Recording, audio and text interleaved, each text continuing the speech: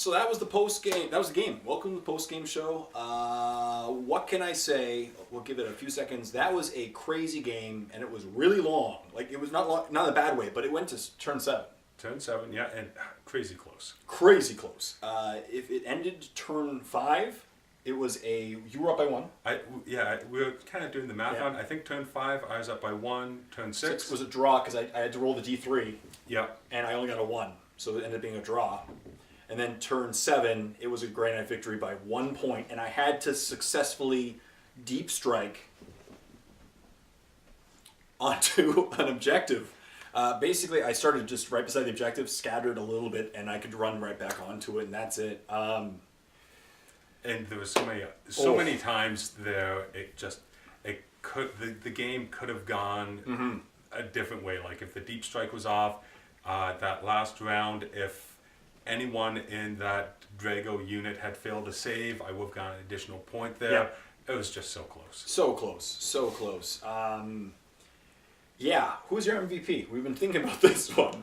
Riptide? Yeah, probably Riptide, but geez, it was still close. Yeah, because the Riptide was, I think, the one that did... Who did the first wounds on the Dread Knight? I think the Dread Knight... Yeah. The Dread Knight died at the hands of the Riptide. I'm pretty sure. Yeah. Yeah.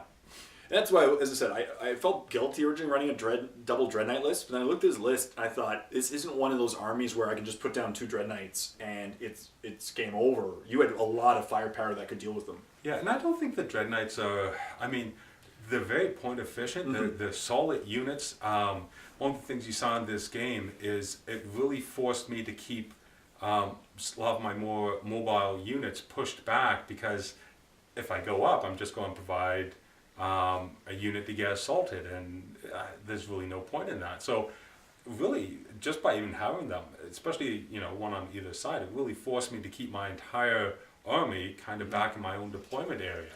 And we'll be right back in just a moment. And we're back. Sorry about that. Just had to do a brief recess just due to some stuff, but it's okay. Where we say yes. So basically, the Dread Knights forced your deployment because the Flamers could have been scary. Yeah, and it really it forced everything back. For at least probably the first 2 turns. It wasn't until turn 3 I was really able to push out there some, and that really, especially for something like a Devilfish that's only moving 12 to 18 a turn, that really kind of hampers how far forward I can get.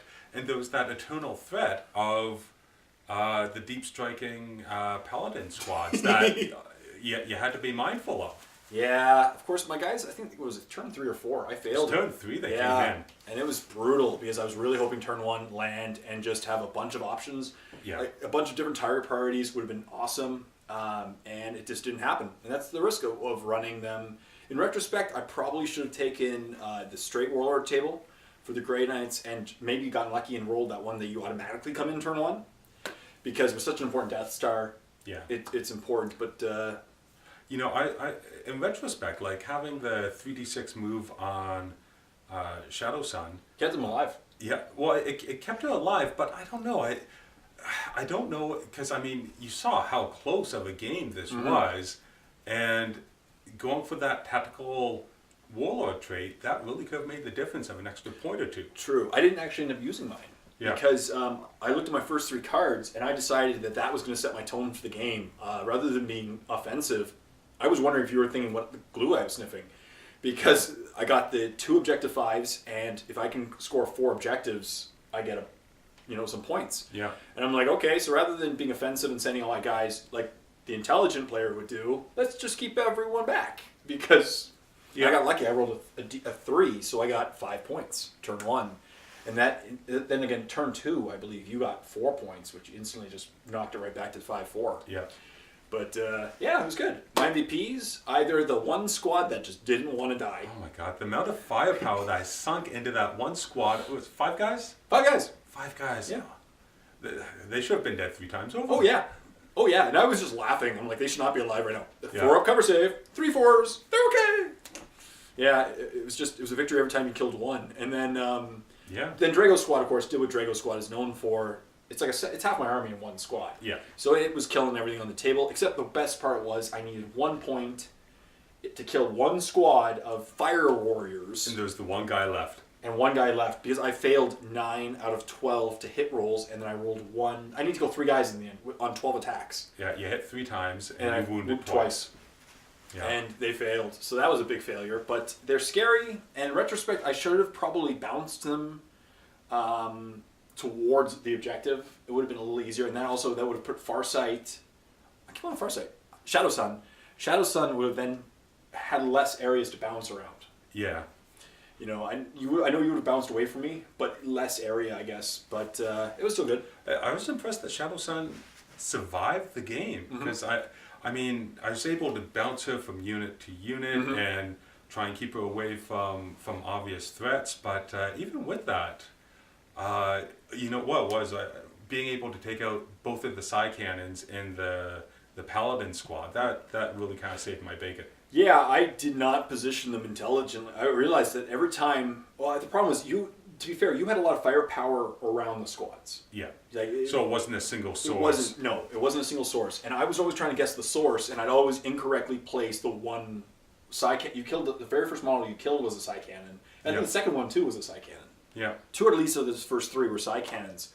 But so I thought, oh man, I just misrepresented the firepower. But again, they could have put them anywhere, and they would have. But the flip side of that, I mean, strategically, you might have wanted to have Drago out facing the missile-based broadsides, but then in doing so, that might have cost you Drago. Because there was enough firepower to be able to deal with something like that. And Shadow Sun, to me, was scary. Best weapon skill you have, basically. Yeah. And she has, what is a Double ballistic skill. Yeah.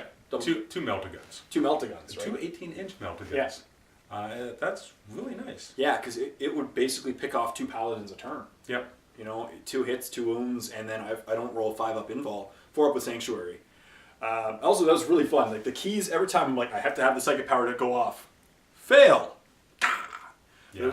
But I can't really complain. My luck, the dice were, for cover saves and for invuls today, were on my side. Yeah. Those 2 paladins off in the side, 2020 hindsight, I probably should have gone for the overcharge power to get the additional shots off with the plasma guns, but yeah. It was one of those things, you start off the turn, you have a single thought, a single direction, and then as the dice and the game turn evolves, you change your mind and you want to go back 2020 hindsight. Yeah, and that was one of the few points where I thought to myself, I actually might have this Riptide cornered, in the sense that you kind of got yourself caught between Drago Squad and the 2 Terminators, those 2 Paladins, sorry, and then you, wisely, obviously a good idea, you went towards the Paladins. Yeah. Because Drago, I could have just sent Drago in, and Drago would have one hit you. Yeah. But, yeah, it would have been crazy. So, yeah, awesome. So thank you very much once again for coming. These games are insanely close, people. I think we're having good balance, but I think it's he has a better list, but I have stupidly good luck with some saves, and it balances. Well, we were talking earlier about, you know, as soon as you have like a Termi-based list, any sort of elite army, like Grey Knights, if the dice are with you, and the dice were with you today, you know, that's half the battle there. Whereas, you know, one of the previous ones, when we did the Deathwing, you know, the dice were not with you, and the army folded pretty quick. Yeah, it was. It was. I gotta bring some, maybe like a cipher list one day. Maybe cipher.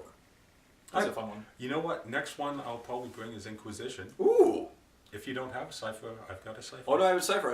I'm probably my next list would be Tyranids, because it's my last army that I haven't played yet. Oh, okay. So we'll see. I've also been doing Tyranid painting challenge, so we'll see. So thank you once again, and until next time. Really hope you enjoyed this battle report. And obviously there wasn't as much firing as people didn't like our Astra Militarum one because there was too much firing, but it's okay.